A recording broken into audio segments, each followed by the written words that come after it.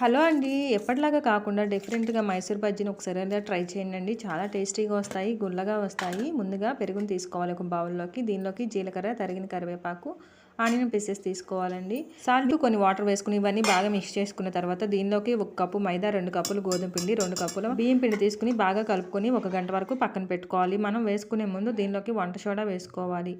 ఆ తర్వాత కాగిన ఆయిల్‌లోకి చిన్న చిన్నగా మనకు కావాల్సినంత సైజులో బోండాలను వేసుకోవాలి. స్టవ్‌ను మీడియం ఫ్లేమ్‌లో పెట్టుకుని వీటిని ఫ్రై చేసుకోవాలి.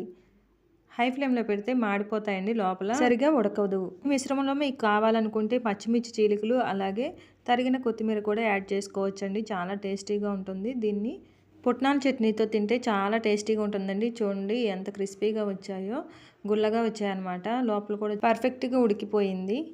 ఆయిల్ కూడా లాగలేదు. ఈ వీడియో మీకు నచ్చినట్లయితే తప్పకుండా లైక్ చేసి సబ్స్క్రైబ్ చేయండి. Thank you for watching.